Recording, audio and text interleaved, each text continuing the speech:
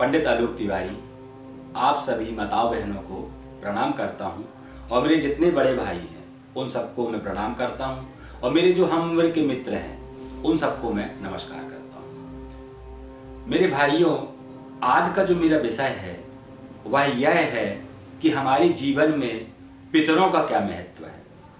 ये उसी भाग से संबंधित है जो मैंने पहला भाग निकाला था। ये दूसरा भाग उसी से संबंधित है कि हमारे जीवन में पितरों का क्या महत्व है। आइए हम इस प्रकार से इसको जानते हैं कि मित्रों, हम पल पल काल के गाल में जा रहे हैं, अर्थात मृत्यु की ओर पल पल बढ़ रहे हैं और एक दिन हम भी मरकर चले जाएंगे। हमारी भी फोटो के आगे स्वर्गीय लिख जाएगा।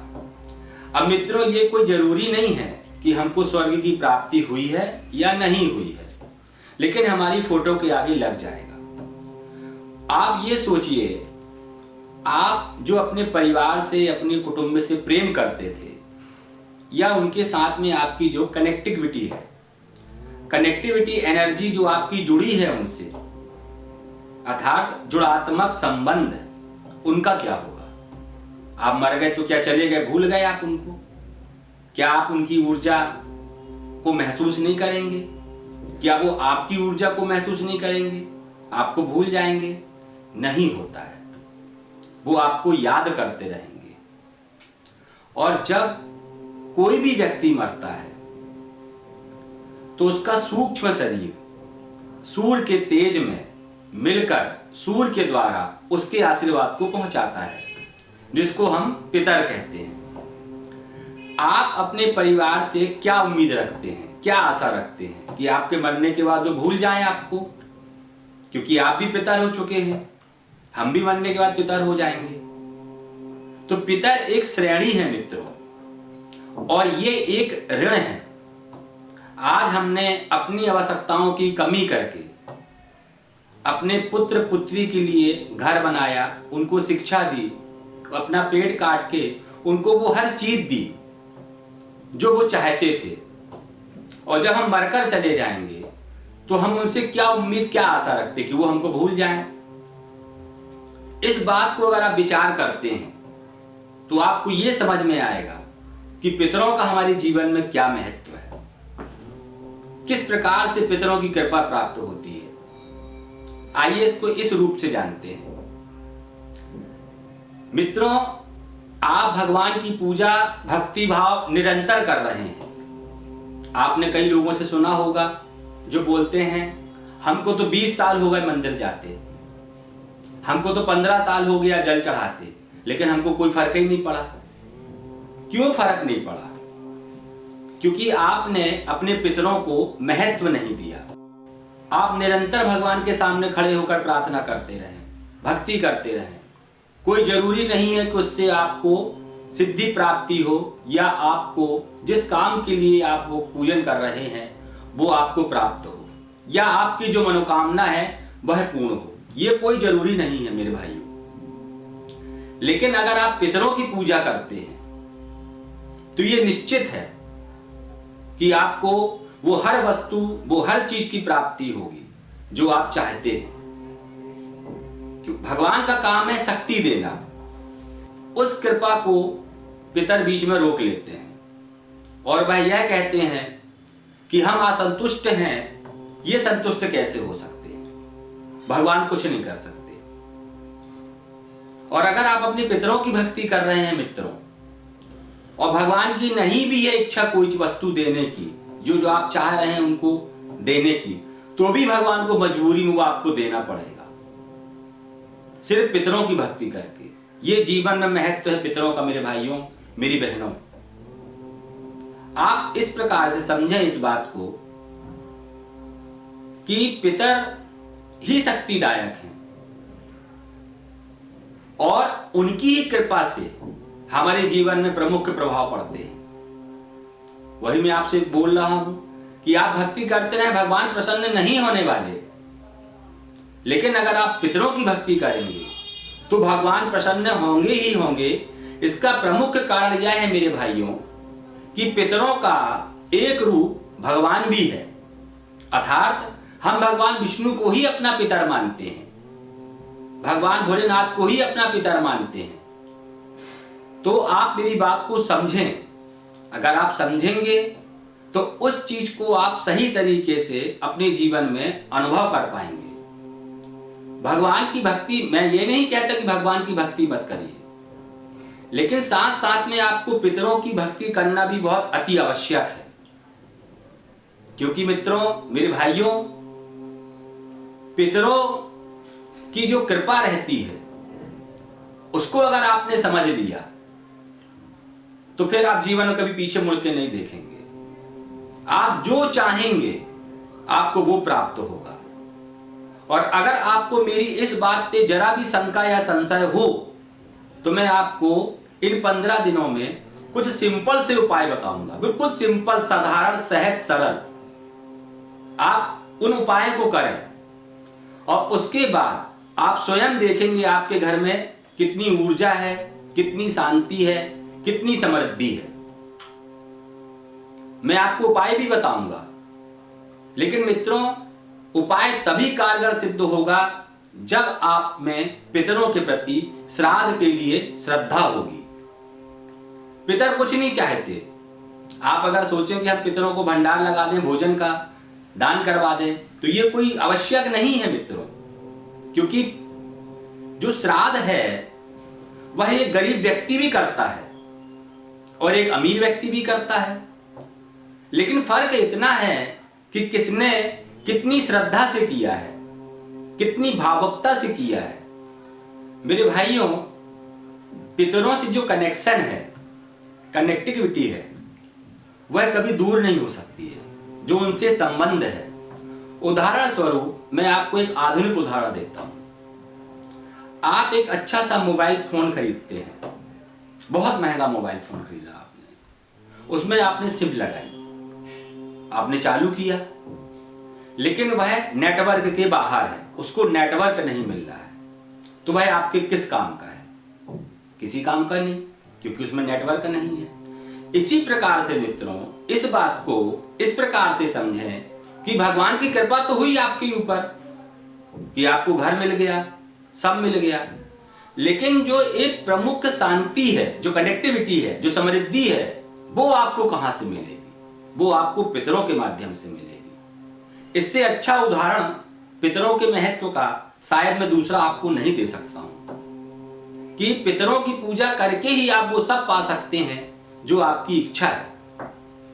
भगवान स्वयं आपके द्वार पर आकर खड़े हो जाएंगे और आपसे पूछेंगे कि आपको क्या चाहिए, और आप भगवान की कितनी भी भक्ति करते रहें, उसका कोई फर्क नहीं पड़ने वाला। मेरे भाइयों, मेरी मित्रों, मेरी बहनों, आप पितरों के साथ में जब भगवान का पूजन करेंगे तो ही आपको कृपा प्राप्त होगी, क्योंकि पितरों का एक रूप भगवान नारायण है। मैं आपको अब कुछ छोटे छोटे उपाय बताऊंगा।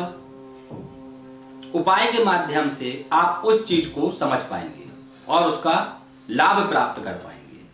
पहले तो मित्रों आप क्या करें, पितरों की फोटो हो तो उसको दक्षिण दिशा में लगाएं, दक्षिण दिशा में लगाएं। और कभी भी पितरों की फोटो को भगवान के स्थान पे या भगवान के साथ में कभी ना रखें, क्योंकि फिर उसका आपके घर में नकारात्मक प्रभाव पड़ेगा और आप उस चीज को नहीं समझ पाएंगे। और अपने बेडरूम में भी कभी भी पितरों की फोटो ना लगाएं। अभी मेरे मित्रों, पितृपक्ष चालू होने वाले हैं। आप इन पितृपक्ष में क्या करें, अपने पितरों की फोटो दक्षिण दिशा में लगाएं और विधिवत उसका पूजन करें। मैं आपको 5 उपाय बताता हूं। अगर आप ये 5 उपाय करते हैं तो आपको बहुत फर्क पड़ेगा। पहला तो क्या है मित्रों, कि आप पूर्णिमा के दिन किसी भी तीर्थ किनारे चले जाएं। आप भावुक होकर दक्षिण दिशा तरफ दोनों हाथ ऐसे फैला लें और आंख बंद कर कर उनको प्रणाम करें, और जो उनकी ऊर्जा आएगी आप उसका अनुभव करें। जिस प्रकार से मैं आपको बताता हूँ, इस प्रकार से आपको खड़े होना है और अपने पितरों का आह्वान करना है दक्षिण दिशा में खड़े होकर, किसी भी नदी तीर्थ किनारे जाकर।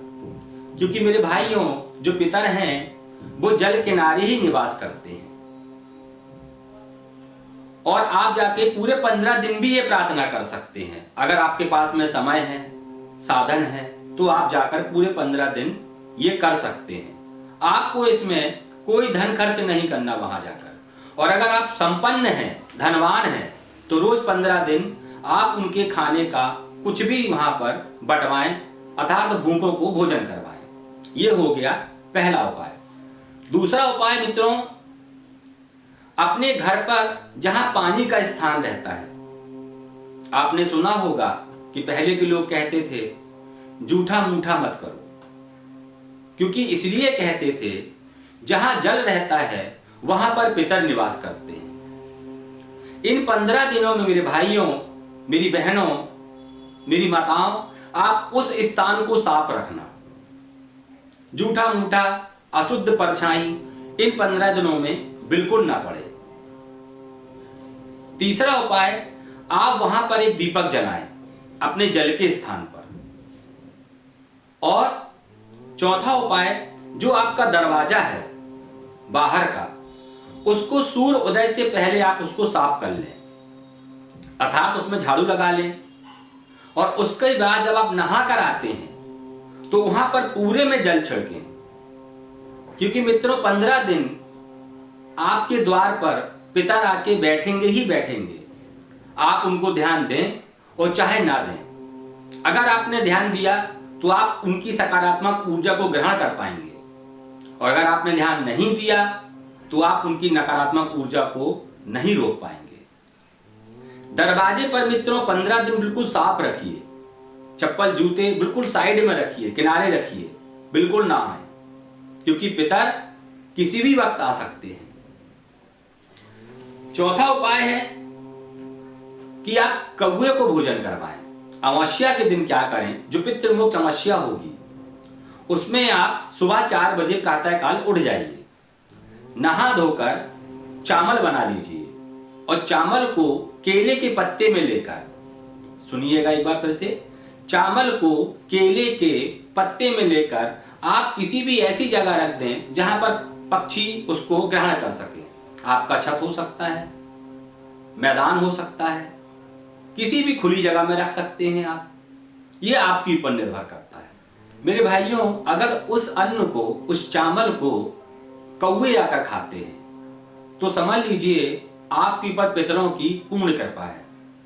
बहुत से लोग इस बात को हंसी का पात्र बनाते हैं कि कौवे से क्या संबंध है। तो आपको मैं एक बात बताना चाहूंगा मित्रों कि कौवे से पितरों का कोई संबंध ऐसा विशेष नहीं है। लेकिन हमारे जो पितर थे वो ज्ञानी थे, वैज्ञानिक थे, साइंटिस्ट थे। मित्रों क्या होता है, जो कौवा है वह भाद्रपद मास में अंडे देता है जब पितरों के दिन चलते हैं। और कौवे को जब हम विविध प्रकार का भोजन कराते हैं या पौष्टिक आहार उसको देते हैं तो वह जो बीट करता है उससे बरगद और पीपल के वृक्ष उगते हैं। क्योंकि इन वृक्षों के मित्रों बीज नहीं पाए जाते हैं। और शास्त्रों में सबसे लंबी अगर अवधि है तो वह पीपल की है और बरगद की है। भगवान विष्णु ने गीता में साक्षात कहा है कि वृक्षों में मैं पीपल हूं। इस बात को आप समझिएगा कि भगवान ने ऐसा क्यों कहा कि वृक्षों में मैं पीपल हूं। क्योंकि बरगद और पीपल मित्रों दो ऐसे वृक्ष हैं जो कल्प वर्ष तक रह सकते हैं। कल्प वर्ष मतलब हजारों वर्ष तक रह सकते हैं। ये हमारे पितर जानते थे जब प्राकृतिक वातावरण सही रहेगा तो ही हमारी संतान की उन्नति होगी। इसलिए मित्रों पितरों का इससे संबंध है। और तिथियों की जहां तक बात आती है कि वो तिथि ही क्यों जिसमें पितरों को लाया जाता है, तो मित्रों ये उस प्रकार है जब किसी कैदी को हम मुलाकात के लिए लेके आते हैं तो उसको जज एक डेट देता है कि इस डेट पे तुम्हारी पेशी रहेगी। किसी भी डेट पे वो नहीं चला जाएगा क्योंकि उसके पहले आगे पीछे बहुत से केस चल रहे हैं।